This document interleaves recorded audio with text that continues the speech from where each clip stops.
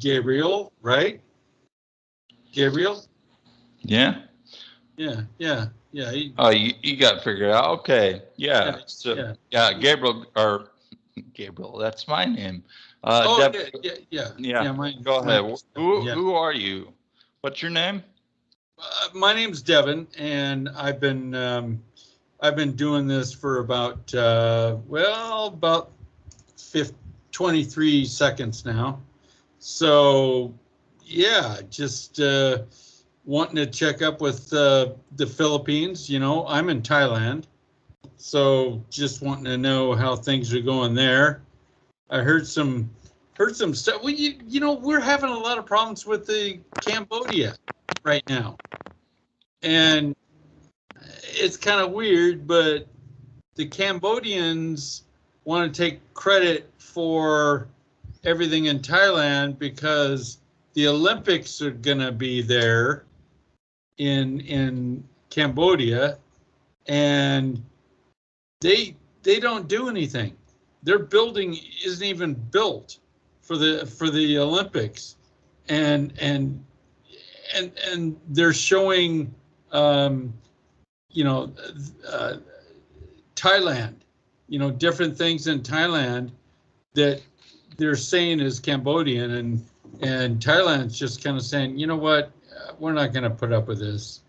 So both Laos and Cambodia right now are trying to copy Thailand, and well, it's a good thing, for people in Thailand, right?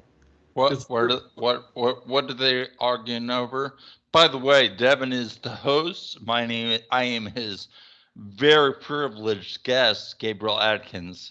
Yeah, well, I'm currently in Manila. Devin. So you were saying something about. So are they fighting over some rocks or something? Well, you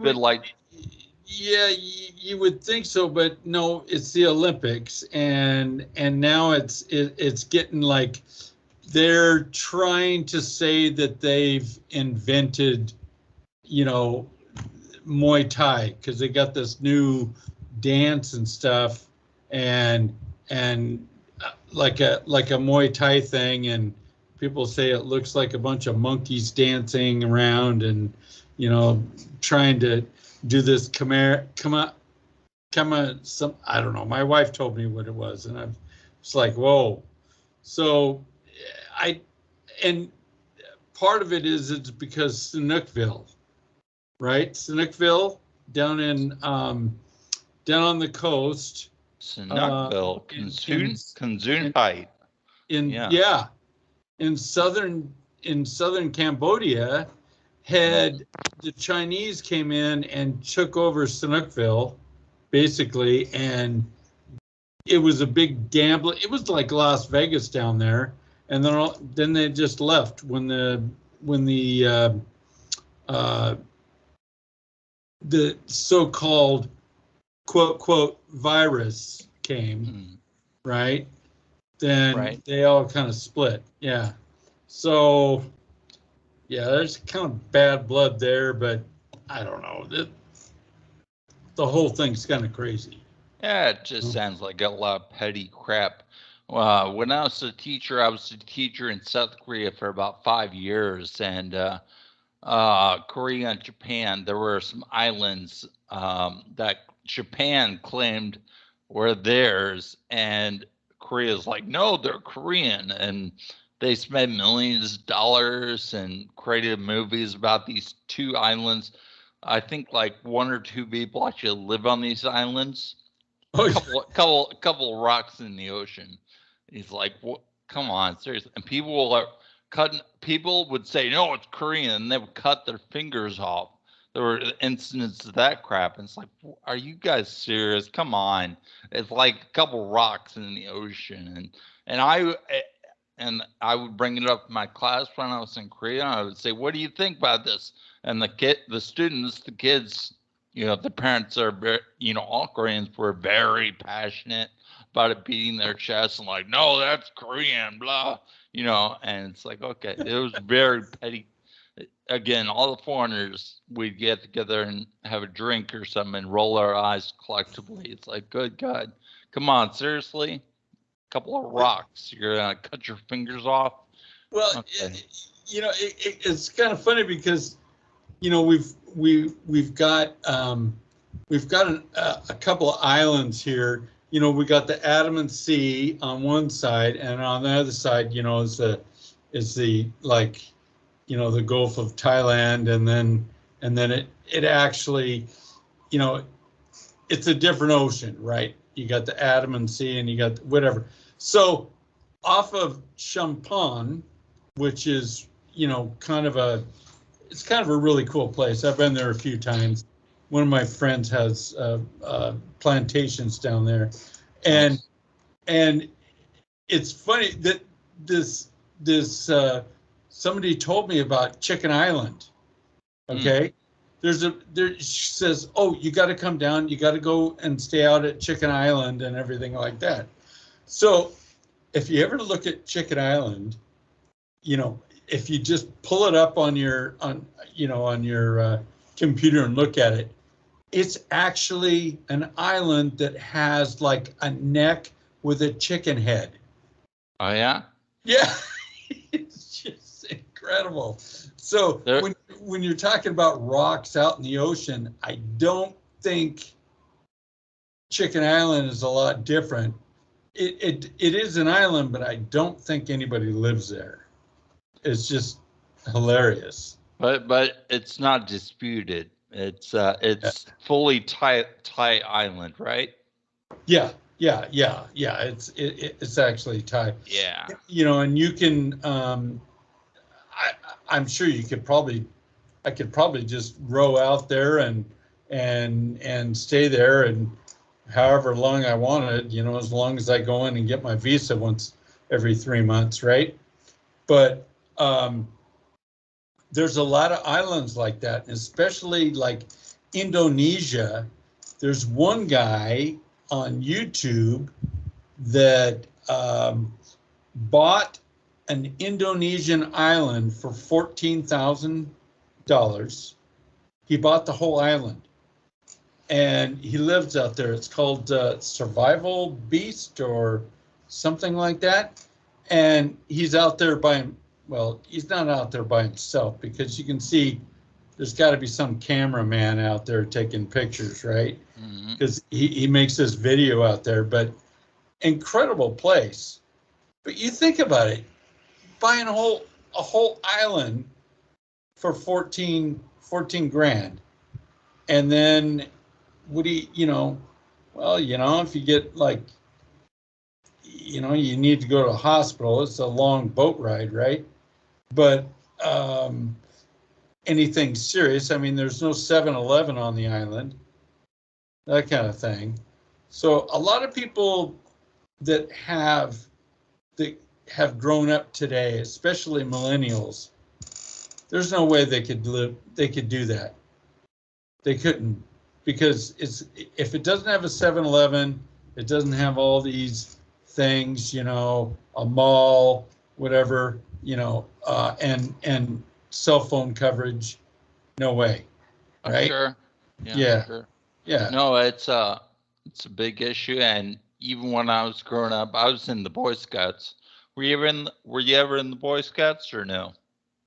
Not really. No. No, I went to the Cub Scouts and then I joined the Boy Scouts, and I went as far as like life. I think life is, the highest rank you can get is Eagle Scout. I didn't get my Eagle Scout. I started chasing girls when I was 16 and driving a car.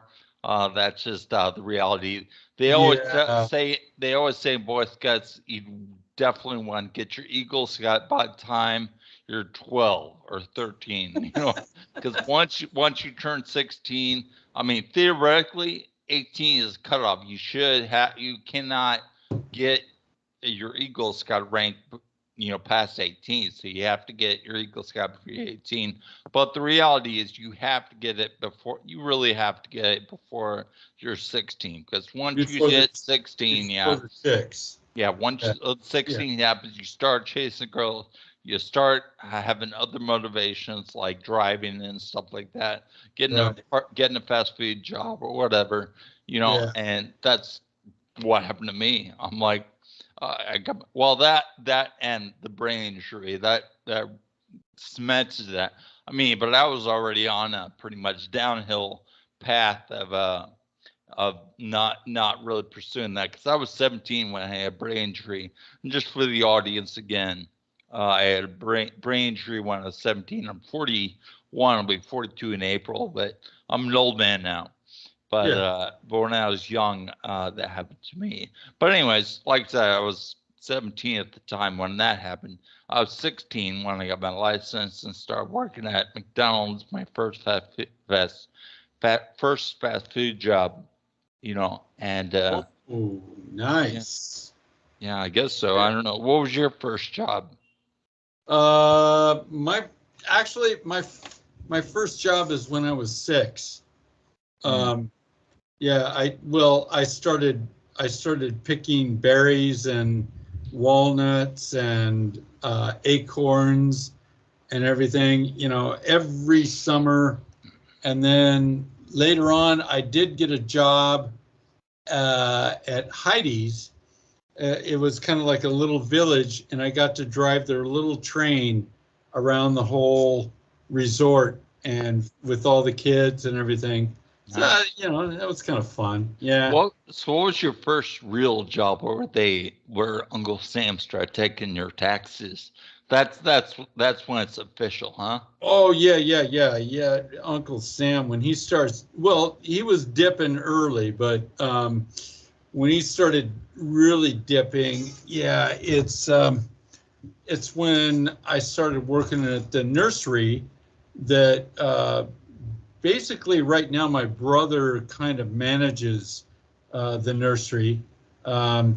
And I did that younger, and then I got into computers and photo. Remember those little things called Photomat, where you kind of like drive by, they're a little kiosk like right in the parking lot, and you kind of drive by to pick up your film or drop it off. And I did that, and then I went into, my dad bought me a computer in the 70s, and first thing I did was tear it apart and figure out how it worked. And right. And so I got into doing computer work and building computers and stuff like that, and buying and selling and everything like that until, I was like, well, till about 10 years ago. That's kind of what I did. Yeah. Well, I was going to say $14,000 for an island. Was it a big island? That's a pretty good deal. Yeah, it's kind of hard to tell because, it's one guy. Obviously, there's a cameraman because he can't do everything, but he's got a drone coming over and looking at it. But I'm not really sure how big it actually is, but there's fish out there. He gets lobsters, he gets crabs, he got attacked by a shark once and had to, wrestle the thing into a chokehold and jujitsu the thing out, and so I guess there's a lot of I don't think it's that big. I don't, but big enough. Well, 14K, I mean, I wouldn't expect there to be too much, but if you were spending you could probably get a decent island, a pretty big island for like 40, 50K. Yeah. I think. Yeah, 14,000 for this thing. Mm-hmm. And I don't know, he's a foreigner. So I think I don't know, he sounds like he might be, I don't know, it's been a while since I watched it, maybe in Aussie or something. And so, to buy it, I guess you can buy the island no matter where what passport you got, right? So how do you go for an extension? Or do you have to worry about that? I don't know. Is Australia considered an island? Australia? Well, it is.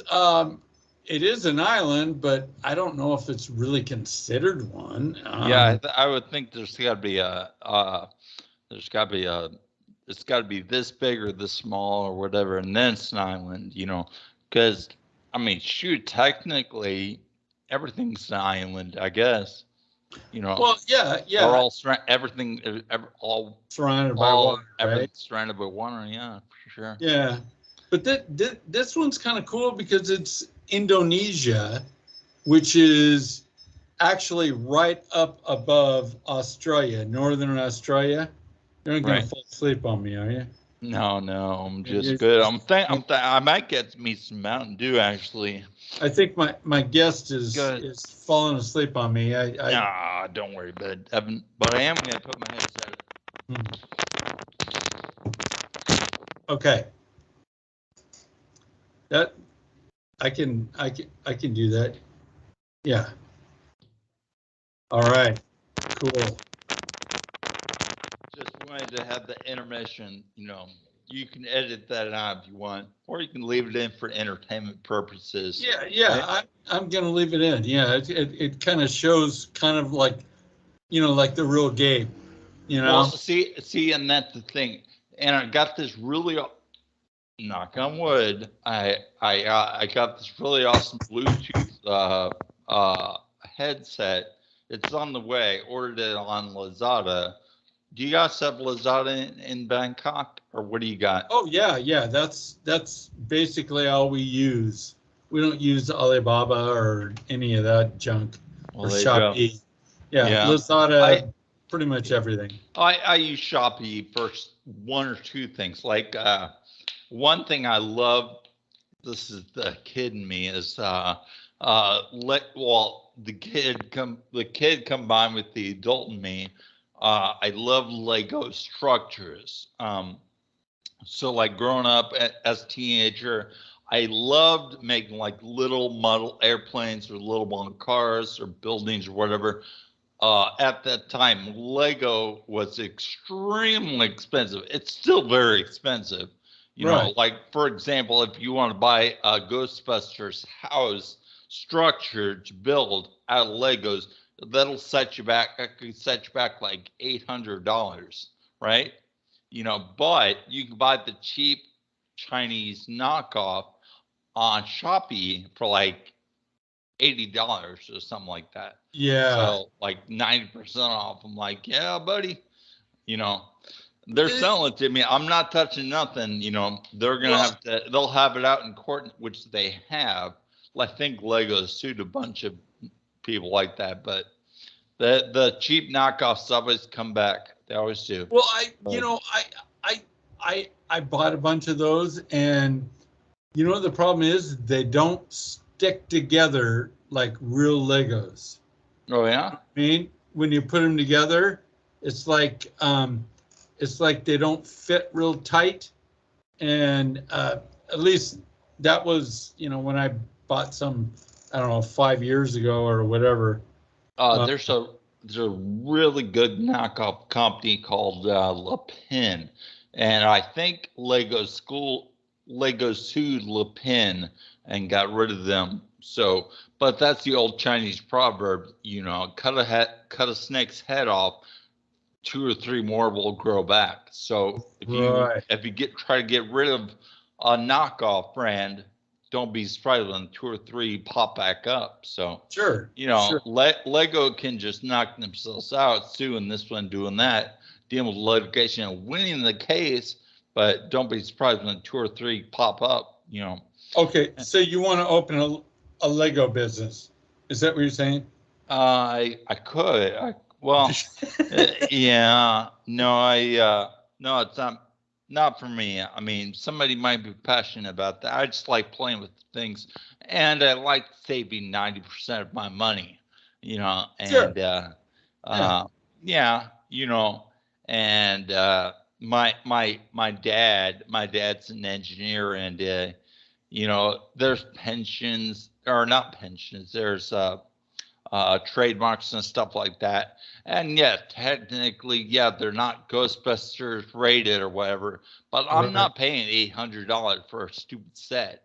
I'll pay $80. Thank you very much. Yeah. No, I'm not made money here. Well, yeah, So, but they are. That's why.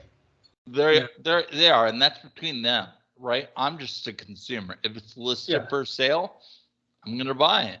Yeah. And I'm not an idiot. If I see the exact same thing, and that's the beauty of Old Pin is almost exactly, and that's probably why the Lego won the lawsuit against them. But it's almost exactly the same thing. And the Lego stick. You gotta worry about that, huh? What's that? Yeah, well, when it's so close to the real thing, then they got a case. They have a case, yeah. If they stuck fins on the side like a bird or something like that, I mean, it's like, oh well, no, it doesn't look anything like yours, but still, it's got the Lego function, but it's got wings sticking out, So maybe that's what happened to you with your Lego experience or Lego knockoff experience. Because Le Pen is like a very good knockoff, respectable knockoff. I'm like, yeah, this works. They stick, everything, the pieces work, everything is. As far as knockoffs are concerned, it gets like 5 stars out of 5. Huh. Yeah, but but that's, again, you're right. That's probably why they got sued. But but if they were a crappy knockoff like you experienced, sounds like, and their pieces didn't fit together, Lego probably wouldn't have much of a case against them. Yeah. Maybe that's why they made their product crappy, for you, just so they weren't sued. I don't know, but it is funny though. It's interesting for me to watch all these Lego knockoffs and stuff, because they will change just enough the product to where they won't get sued. So like Lego, like Le Pen was at least smart enough to change some names. So it's like instead of like Ghostbusters, they can't use that brand. They'll say like Fire Brigade House or something like that. It is a Fire Brigade house, but it's pretty much the exact copy of the Ghostbusters set. And they don't call themselves Lego. They just call themselves Le Pen, and you see that in a lot of knockoffs like Legos or Legola or Lepo or something like that. God, they're probably busy suing everybody around, Well, I'm sure they are, and rightfully so. They spend a lot of money engineering the product, manufacturing the product. Yeah, absolutely, but I don't know. It's a gray line, because Lego charges up the wazoo to pay for their legal department and all that. Sure. Their patents ran out like in the 70s or something, or 80s, so their patents are out, they're knocked off, so they don't have as much litigation. If they had a patent for their brick, they could, which they did up to like 1980 or something like that. Oh, but then it'd be very difficult. Oh, their patent ran out. Oh, wow. Yeah, it would be very difficult for anyone to copy anything like Lego. Very difficult, but their patent ran out, and so it's funny. It's like when's our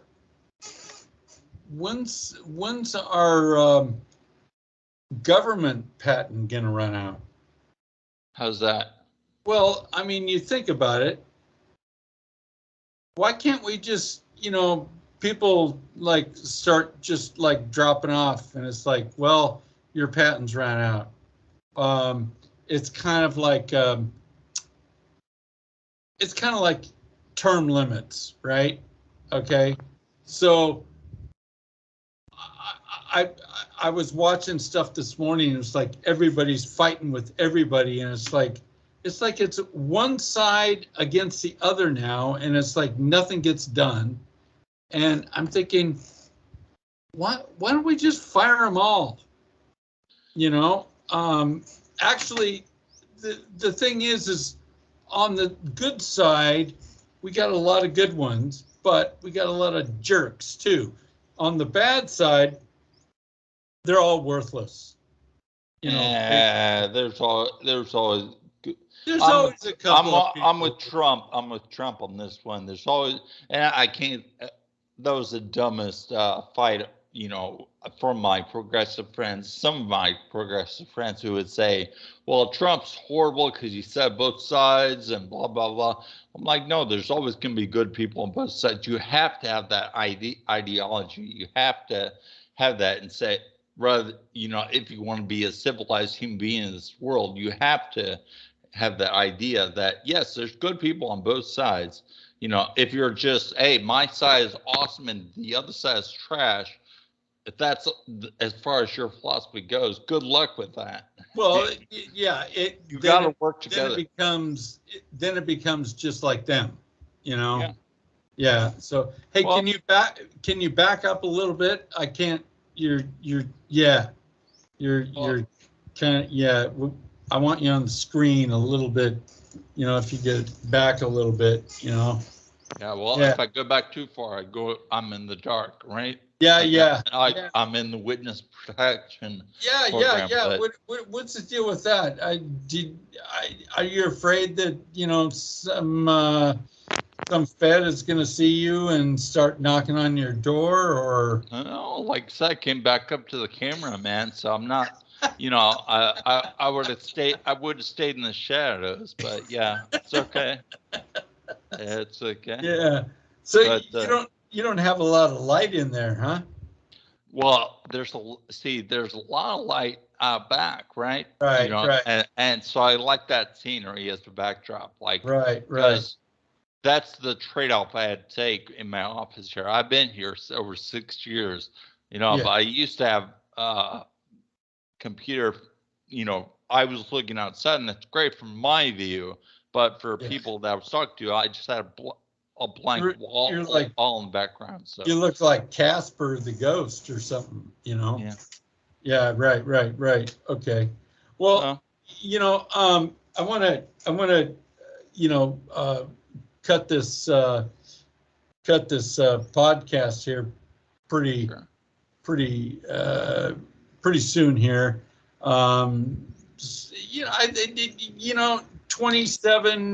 27 minutes 48 seconds. That's pretty good. That's not bad.